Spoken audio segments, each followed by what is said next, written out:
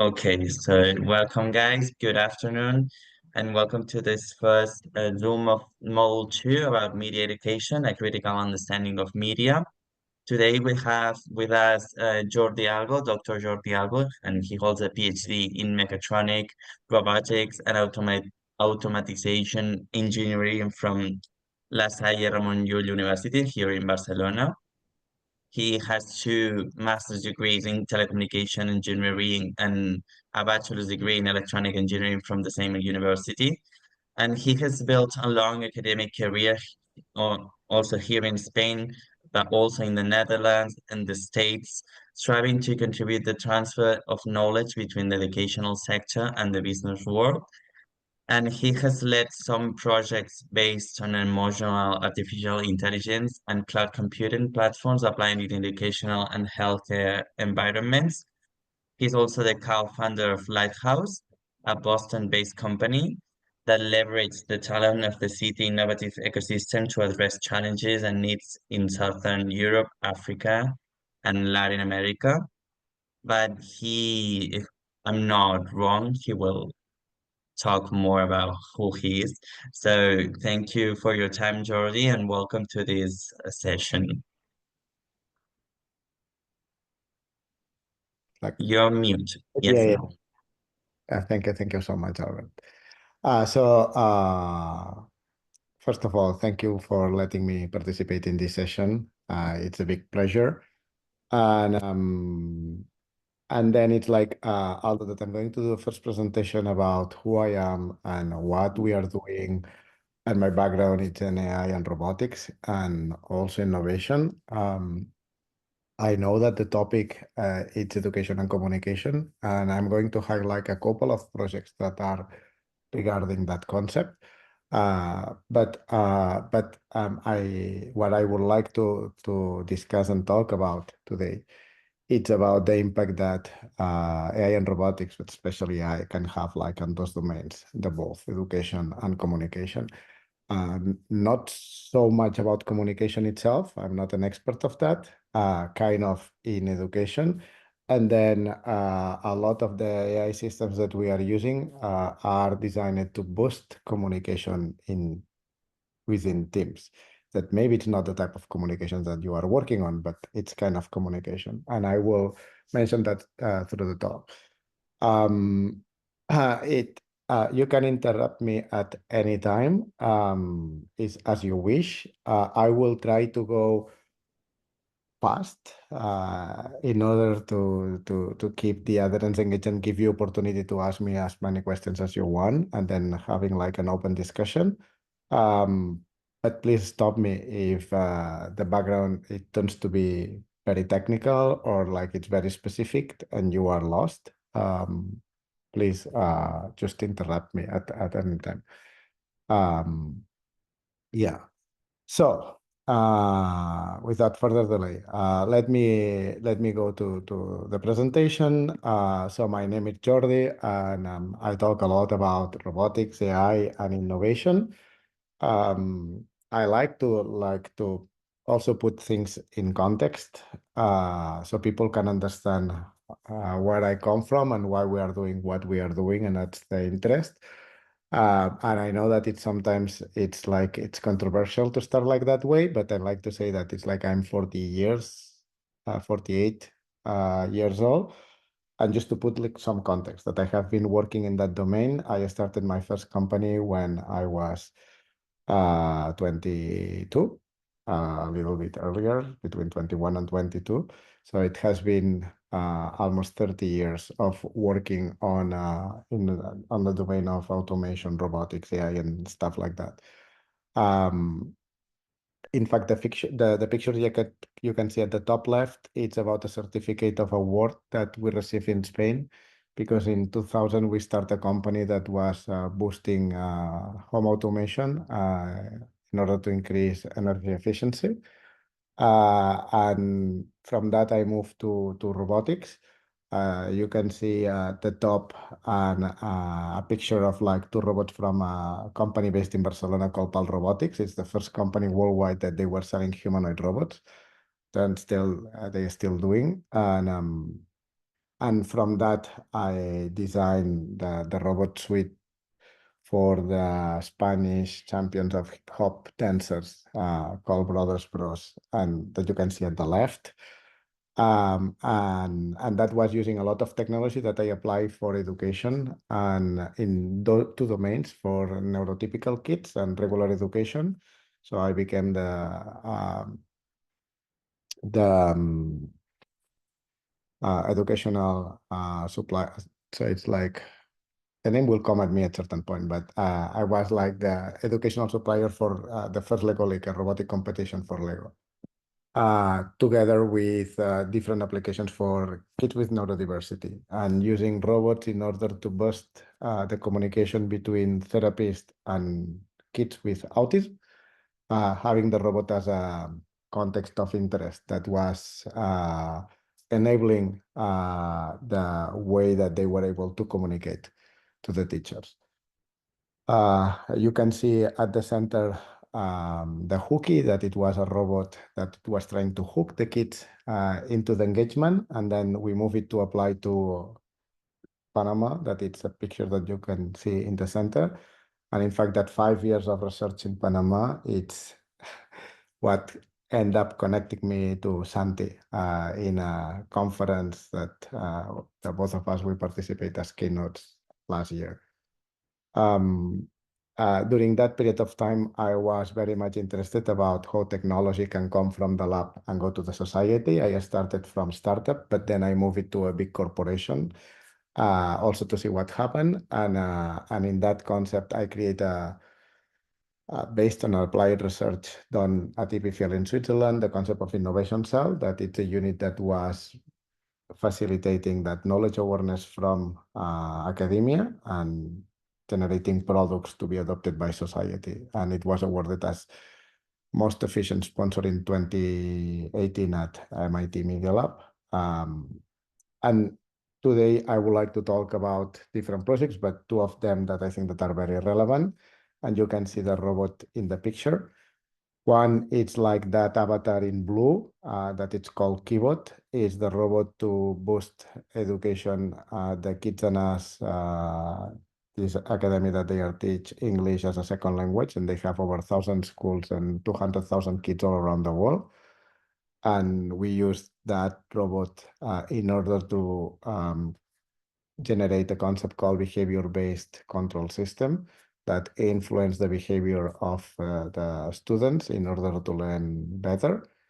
And at the bottom left, you can see a platform called Corp, that is the collaborative online robotics platform. It's a company for profit, but with interest of social impact, that it's incorporated in Massachusetts.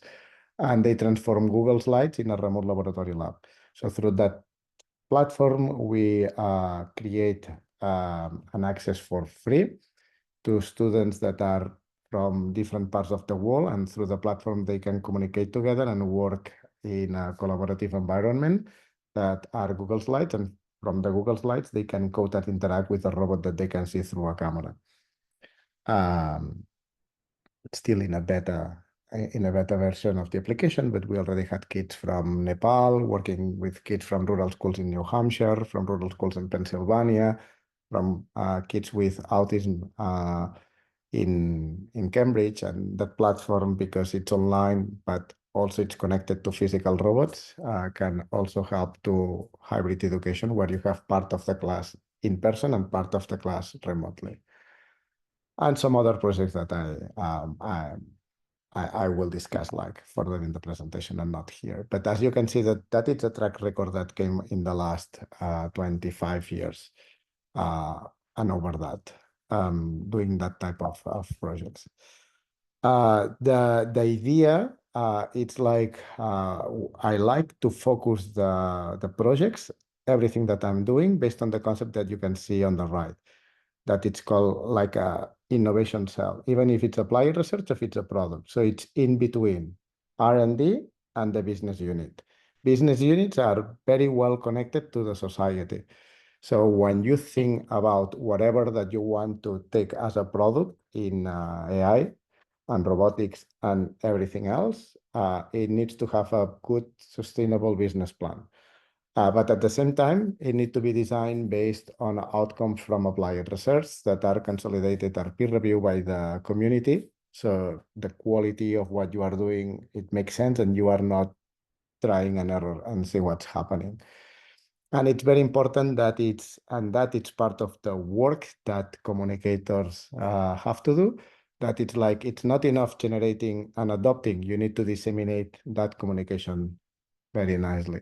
So I think that it's like for all the processes you will see, it's interesting that you will see maybe the end product, but how it has been generated and how that has been disseminated to the corporations, especially the corporations that they don't have a good R&D and innovation department, it's very important.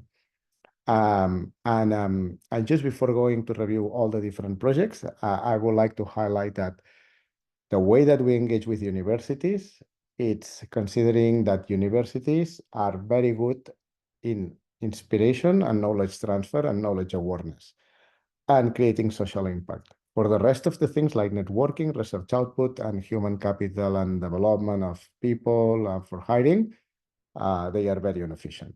And I'm talking about MIT, that probably is the #1 in the world, and they are extremely inefficient.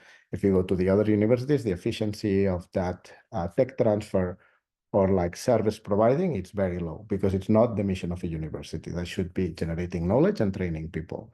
And then we can discuss that. But that can be used as a context of a gym that you can get your products in a good shape and then shape that product doing by yourself. And that is the philosophy of the process that we are working.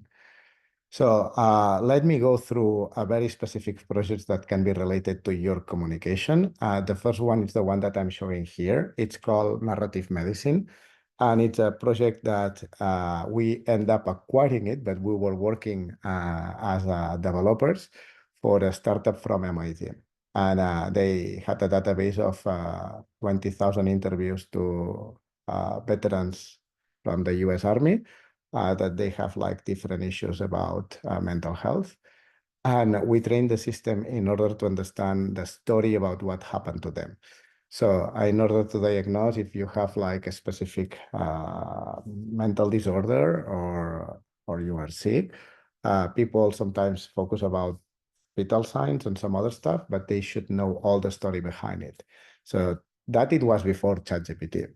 So we were like aggregating all the story and extracting highlights. So we were trying to extract the communication assets about what happened to them and then correlate it. So imagine that you go to the doctor, then you have a lot of like a stomachache, and it's trying to understand why you have that, but it turns that it's like you were traveling to a completely different country a week before that, and you are not mentioning that.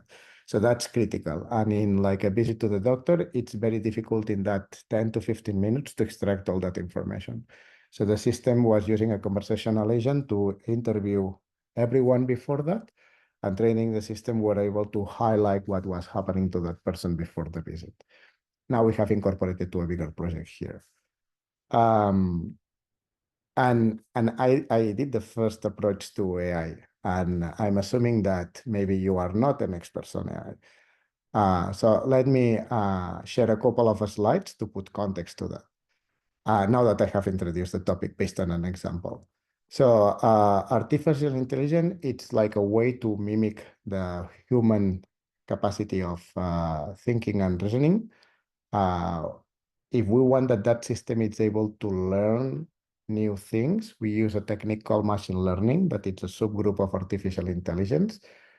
In the recent years, those techniques got into something called deep learning, that it's multiple layers of neural networks that can boost all that learning capabilities and understanding. And today we are using systems that what they do, it's predicting what you want to get from the interaction with the AI system, generate new content. So we were generating knowledge. This is very important because up to now, all the business models that were sustaining our society was based on the lack of content or knowledge. So you need to hire a lawyer because you don't know about law. You need to hire accountant because you don't know about financing stuff. You need to go to the doctor because you don't know about health. So all the business model about all the service of the society are majorly based on scarcity of knowledge. You go to the university and you go to learn because you don't know about that content.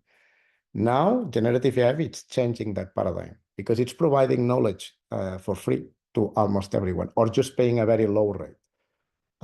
So that will change a lot of the dynamics because with a proper generative AI, maybe you don't need someone to translate something to English. Maybe you don't need in the new capabilities of Teams.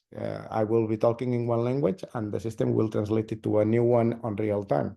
So I don't need online translators anymore. So these AI systems are going to give accessibility and empower people, breaking a limitation that we had until now, that it was the accessibility to knowledge.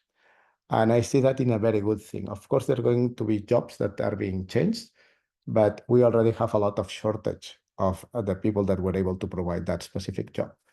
So it needs to be regulated. I'm going to talk a little bit about the regulation, only a little bit for the sake of the time that we have, but I think that it's very important. And the next step towards that we are working on, it's called agentic systems. So the same way that there was a disruption in the past, and in the next slide I'm going to mention about that it was when internet started to be used by people, that changed the dynamics of how we communicate, how we access information and everything. Now we will start to have the agents. And the same way that all of you have multiple devices, and all those devices, smartphones, laptops, whatever, even the cars are connected to internet, you will be connected to AI agents. And you are having an AI agent that will monitor your health. You will have an AI agent that is monitoring your financial status. And those AI agents, they need a standard to communicate between them. So right now we are doing a lot of work on the standard of communications, the same way that in the past, some people were working on the standards of communication of internet. And by the way, the team that is doing that, it's exactly the same team, led by a guy that is over 73 years old, that it's the one that was leading all the IP, SSH protocols that internet is using today. So just to give like something that it's easier to digest for the people, we can understand that it's like data. People say that it's like the oil of the 21st century, and AI and machine learning are like the electricity. It's important that there's something called personalized machine learning that allows you to use like small data in order to extract information that is very useful. And the generative AI is equivalent to internet, doing that analogy. So that is going to disrupt everything that we are doing, and including the business model. So when people think that generative AI is a threat, you need to think if electricity or internet, they were a threat or not. And then the same way that people say that maybe we should limit generative AI, maybe we should limit internet, or we should limit electricity. And when we think about limiting internet or electricity, everyone start to complain that it looks like a human right to have access to internet and electricity. And it's the same about generative AI. It's going to empower and let people that they don't have the same privilege that others to have access to a lot of information that can be very useful for them. And then we can discuss about the training that and the human being, how we will do more human tasks and stuff like that. Hopefully, through some of the slides that I'm having, I can talk about that. And before going to the projects, let me focus that it's like, of course, part of my work. I would say that about 30% of my time is dedicated to compliance frameworks. So we are very careful about the bias when you train models, about making everything sustainable, especially for the environment, because AI system consumes a lot of power and they generate a lot of contamination. You are related to communications. It's like one of the things that it's interesting about, and there's a lot of concerns about how it manages all the intellectual property and copyrights about all the information, music and movies and stuff and images that they are using. ethics is super important. We have a mathematical function about how good or how bad it's an AI system. We will discuss a little bit about that. There's a lot of threats about cybersecurity because the hacker of today, it's not someone that knows a lot about coding. It's someone that can hack human behavior. And then through hacking the human behavior, they can have access to information that they shouldn't. So with all the new AI paradigm, it's far easier to hack people's behavior. And for that, we need to take into account proper regulation that can limit the hallucinations of the systems that they have different origins. And that brings us that it's like ChatGPT, it was not breakthrough and not a big advance on a technical environment, but ChatGPT made a big advance. It was the way that people can communicate to ChatGPT. So you can use access to AI systems. In fact, the transformers, they were invented by Google several years ago. The difference that ChatGPT, in addition to train the system itself based on human feedback, is like it was easy to access. And robots, they boost by themselves that access to information because they have embodiment, and that embodiment has a physical presence, and that physical presence made them more appealing to interact with them. All the pictures that you can see on all the pictures are based on projects that I have been involved. And two of them are using my daughter, one of my daughters, that it's learning English using a robot as a companion that it's boosting the English learning process, adapting to what she needed in order to learn the right words. And at the bottom, you can see Fadel, who was a 7-year-old kid that was like in chemotherapy, and we were using the robot as a context of continuity and allowing parents to communicate better with the child using the robot as an excuse because it was a very concerning environment. And most of the time they were not talking at all, and that was very bad for the mood state of the kid. So as I said, it's like we try on all the projects to get that interconnection between humans and AI. And here you have the link of HowHumans.com. It's a book written by Cesar Hidalgo that I'm a co-author designing the experiments of the book. It's here because I'm not selling the book. The book is for free on internet, so you can log it into the website and you will have access to the full book about how humans we judge all their systems. It's a 4 years old work right now, but that still applies to what is happening today. And basically, there's two things that we can use AI systems, controlling them, as you can see on the left, to do specific tasks like surgery or like accessing some information and writing a report that it was very tedious in the past. And on the right side, you can see applications of AI that it's controlling and monitoring us, like all the health applications that monitor how we are sleeping at night, and all the systems that are inside an autonomous car or a half autonomous car in order to avoid that we are having accidents or we can find on planes in order to improve our quality of life. And in the middle, we have humans that they are augmented, and that's what we are looking for. At the Barcelona Children's Hospital, we designed a toy car that were able to understand the stress level of kids before surgery. That was a collaboration between Barcelona Children's Hospital, MIT, and Hyundai from South Korea.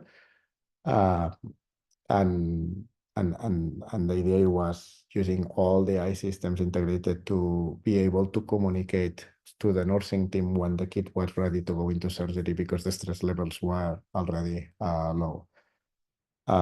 We have been using in the Never Home Alone project a robot called Tiago that you can see on the right. And that robot that it's called Tiago, that it's taking care of senior people that they are alone at home and they are able to communicate to the family and to the caregivers to be sure that they have good habits, that they go to the bathroom, that they are taking breakfast, the meals are done when they should have their meetings, and that's not any incident at home. So are a mediator between the families and the professionals and the person that are living alone. And on the left, you can see the project called Accelerate that we were using AI system with embodied inside a robot to communicate with families that they are at home with children that they have. They are under palliative care. So there's children that they are in the last stage of life and in a very critical situation. And we had to boost the communication between those families and the nursing team and the doctors. And we were using that robot in order to collect more information, aggregate that information, and highlight what it was relevant in order to understand all the process to take care of the patients, but also getting the information in the right time. The way that we measure that those systems they provide, I'm sorry for the technical slide, but just one comment about that. We model the social network and we analyze using social computing if all the processes that are happening when there's no technology, when there's a specific technology or disruptive technology adding a robot, they are adding value or not adding value to the project.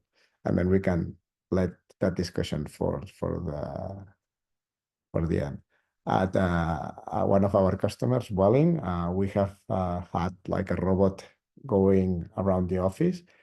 You can ask the robot to take a selfie. You can communicate to the robot to get information about Welling, to understand. They have like hot desk framework. So employees right now, they don't have a specific working position. Each time that they arrive to the office, they choose one position or the other. The robot can help you find your colleagues at work. And yeah, and it's like using ChatGPT in order to enhance the communication of that system. It can check if when people are booking the room, they are booking the right room and they are not booking just for the sake of booking the room and they are using properly. And yeah, and you can see here the robot going up and down. And then it's like talking about communication. Because we are using a system for communication, we use a standard of usability test called SASE, that it's a subjective assessment for speech system interfaces, and that's what SASE means. And just to show on the right, we got a huge success, better than Amazon Alexa or Siri, where we were looking if when they were communicating through the AI system, the accuracy was right, the likability was right, the cognitive demand when you talk to an AI system, it has to be lower than talking to a human. So otherwise, it doesn't make sense to have the AI system. Most of the chatbots, they increase your cognitive load when you interact with them because they are annoying and because you don't know exactly how you need to talk to the chatbot. That's the concept called habitability.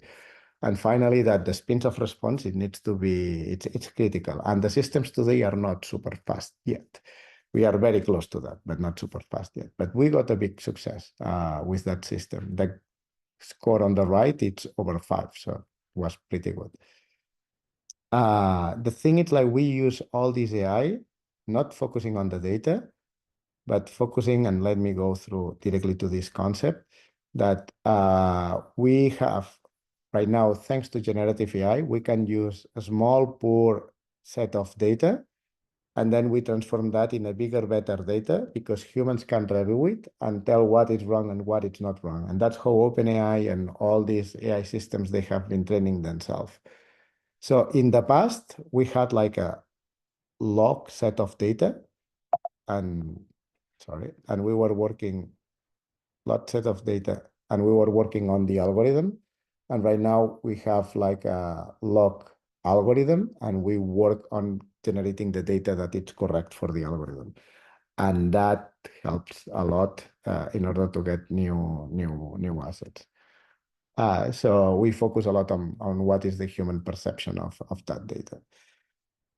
Regarding that, we have a good example about education and communication. That it's the one that I mentioned for kids and us, that we have like the keyboard, that it's this robot. I'm going to mention it later, that it aims to communicate to the kids and understand the level of English that they have and the activities that they need to do in order to improve their learning experience.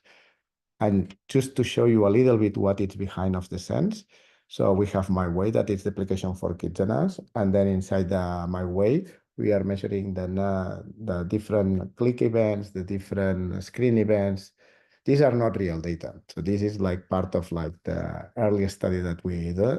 I cannot share the real data of the experience, but we are able to predict the mood state of the kid while they are learning. We are able to predict the task that they are going to do. So instead of being reactive, we have a system that is being proactive, and also understanding how they are moving through the screens and how they are interacting into the screen. And then we have the robot to use this concept called perceptual control theory, that it's communicating to the kids in order to change and shift their perception, so it's in a better perception position.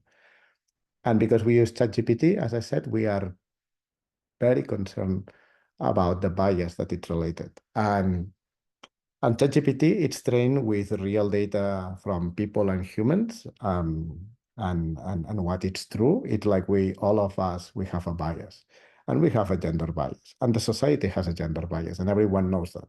So ChatGPT is discriminating. If you ask ChatGPT who is the best candidate for a job position, if it's a taxi driver, it's going to say that it's a male. And if it's a nurse, it's going to say that it's a woman. It has a bias. And bias. The only thing it's like OpenAI has like filtered the bias, and they try to uh, they try to avoid you to. So it's not good to say that it's like someone is a better candidate to be a taxi driver because it's a male. They know that, so they filter. ChatGPT, it's not saying that he chose because of the gender, but he chose because of the gender, because it's trained by itself. And it makes sense because society in a majority, they think that the best candidate for driving a taxi is a male and not a woman, or not a different candidate. And even that's not true, but that is the belief of the society. And generative AI systems are being trained based on belief or human beings. And that is very important to understand, because when you apply to the systems, discrimination is extremely bad, and all those systems are discriminative by training. So we create a framework that allows to control the quality of the systems in order to be ethically correct, legal correct, and the performance is the performance that they should be. Don't want to bother you with that, but in the book that I mentioned before, you can find a first approach to what we call the wrongness of an AI system. So we are able to, through a different surveys, interviews, and generating multiple fiction stories, we are able to understand if there's specific harm and there's intention in the harm. And if there's intention and it's a harm that's bad, uh, and then it's like we divide that in 5 moral dimensions, that it's the harm itself, fairness, loyalty, authority, and purity. And then we try to understand the impact that we have the system based on people's perception. And that can change a lot about different types of population. But I think that it's very interesting to see and to do an early evaluation about how good or how bad could be an algorithm.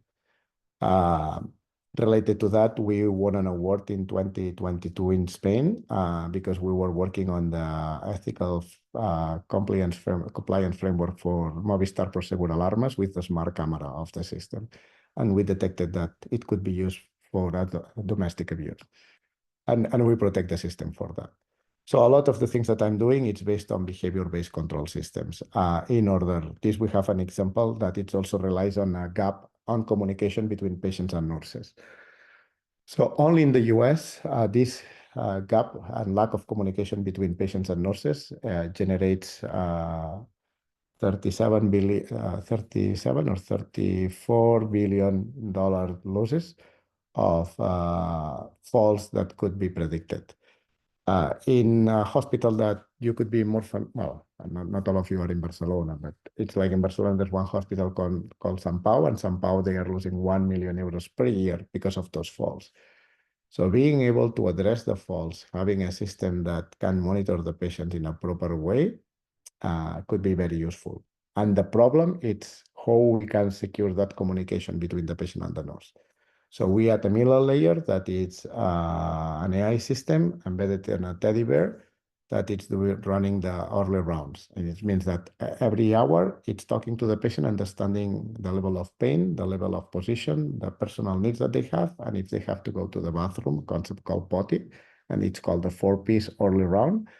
And from that, we can estimate over a 50% if that patient is going to stand up or not. Um, uh, Sorry, it's like we can estimate its accuracy, it's over 70%. 50% is the number of falls that we can prevent that they will happen. That means like we are saving half of that budget if the hospital apply that technology. Of course, we evaluate that to do it the more seamless possible with the nurse. So what we are trying to do is to use these systems like the keyboard, the robot that you saw on Kitchener's, in order to understand the engagement, the perception, and trying to boost that interest of the kid based on something called intrinsic motivation. And the AI agent, what it does, it's like understand what it's like the objective that they are having and triggering different anchor moments that generate context that are of high interest of that person. Um, so we want to work a lot on the actions of the people instead of only the data and focusing about what they want to do instead of what they tell that they have done or the learning assets of that. Um, I will skip this one and I will end up focusing on the corp. Here you can see like a zoom in into that platform. It has like the Google Slides. The Google Slides are very nice because they have like all the slides as a notebook that allow all the kids in a very interactive way and collaborative way to write on those Google Slides where they have also the instructions about they have to do.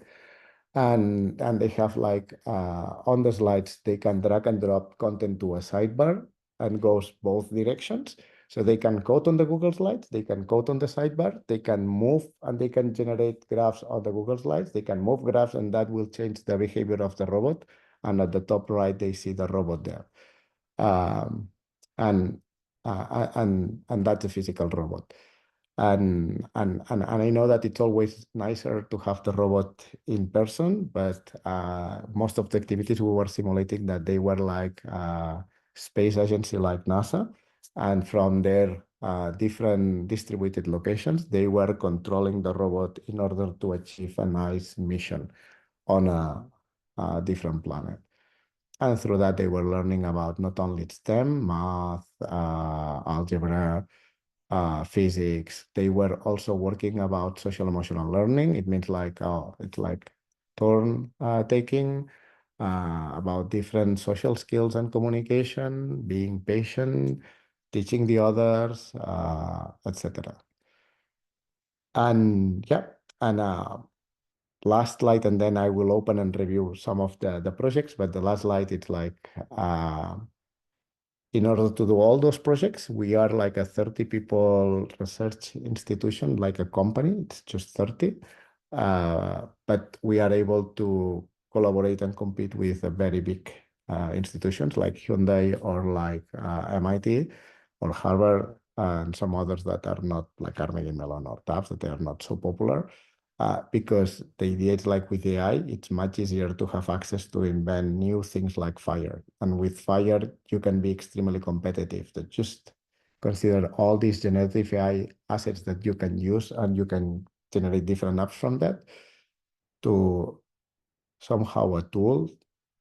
The picture, if you're not familiar, it's like the Neanderthal and the Homo sapiens. And Homo sapiens had like a smaller brain, but just because they invented the fire, they were able to synthesize proteins and food much better. And that's the reason that allowed them to dominate over the one with the bigger brain.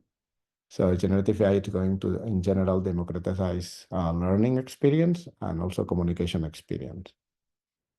And with that, I would like to end the presentation. And please just ask me as many questions as you want, and we can review the projects one by one. And thank you.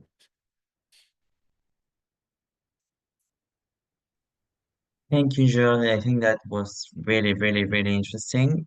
And from another different perspective that maybe they won't have the opportunity to go so deep during this course.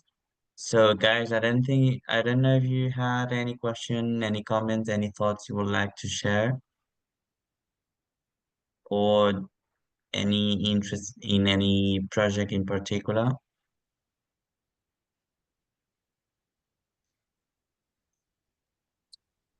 Jordi, No. hi, this is Stephen. I wanted to firstly thank you. That's a lot of, you know, advanced level work, and thank you for your continuous contribution at the same time. I think it has a massive impact on the way the society is forming and such a positive impact there. Jody, I just wanted to understand more from a communication and an education point of view. Like when we are dealing with this particular module, how do we, per se, converge the whole idea of, because for me, I mean, with a lot of layman understanding, I mean, I do not have a background in, the kind of field that you have worked in, but mine is more of a liberal art philosophy and more of communication and like education related sort of promotion work.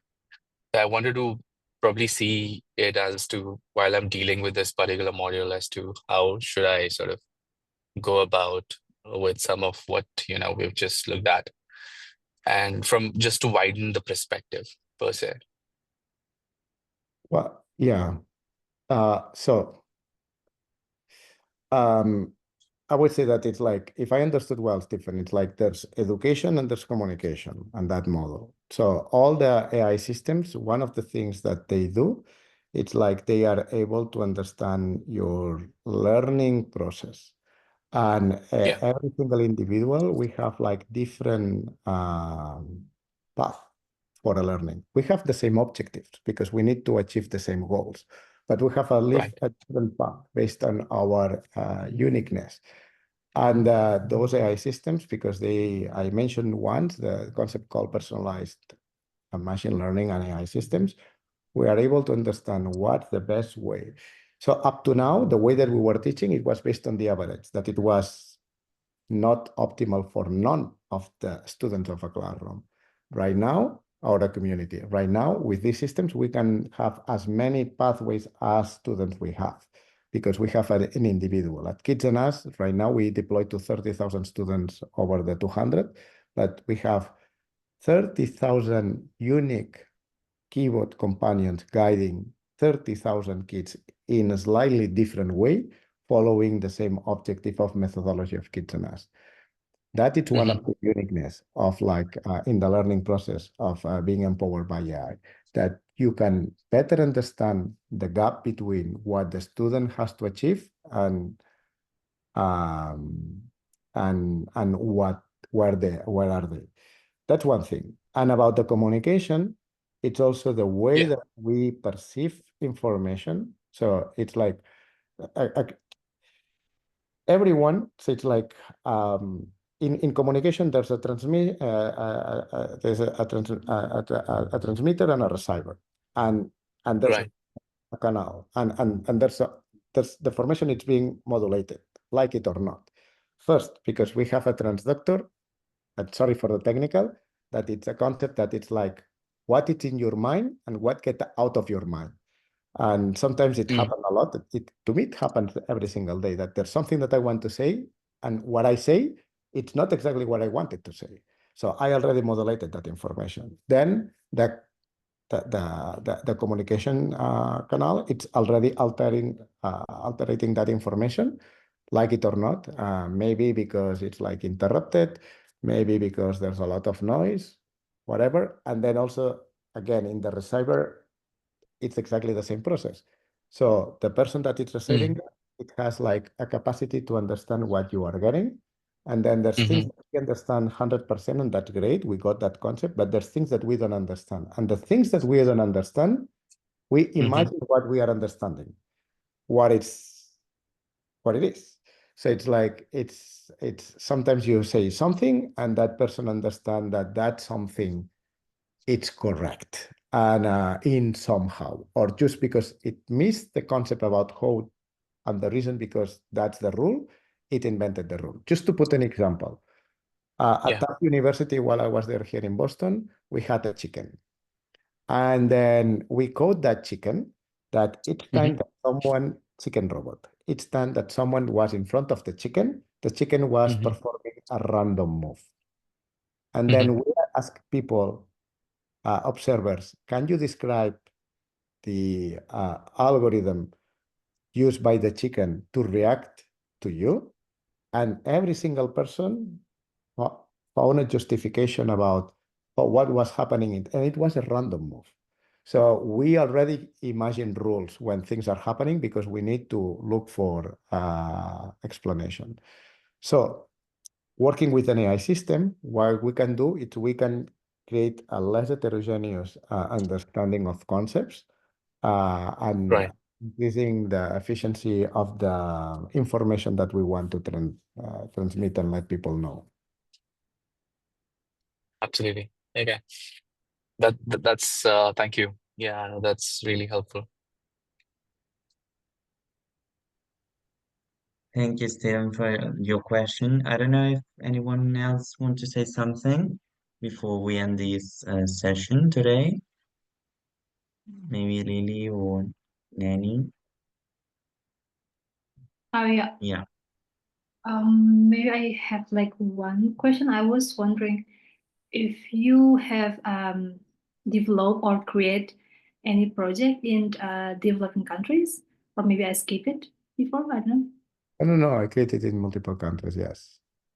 Okay. And what was the most challenging time for you? Like, because I know that in developing countries we have like different type of resources and so on. Yeah. Yeah. So that is a very good, very good question. So it depends, and we need a definition of challenge. And what does it mean challenging?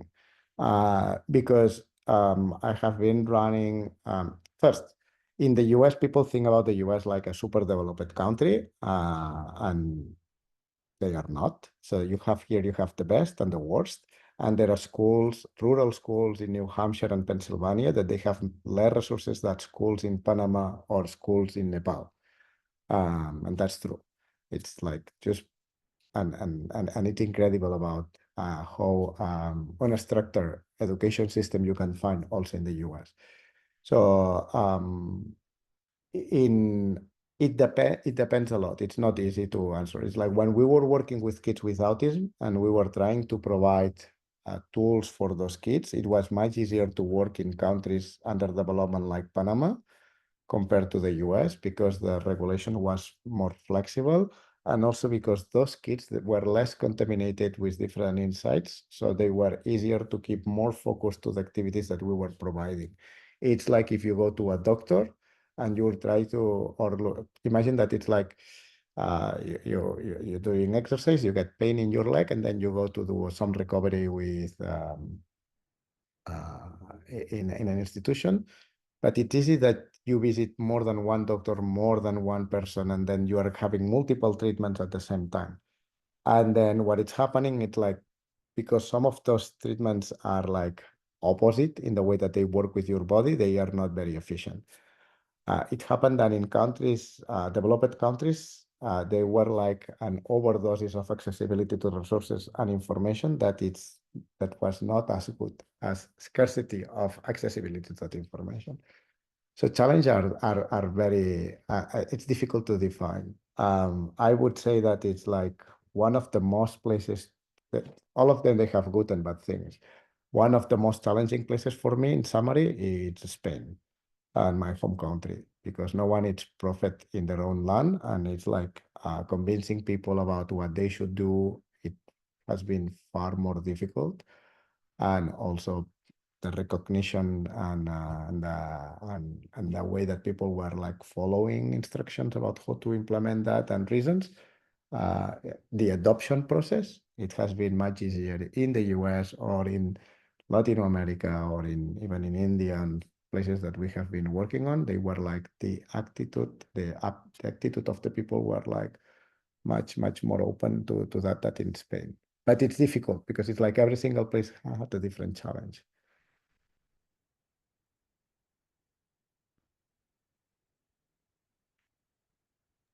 Thank you.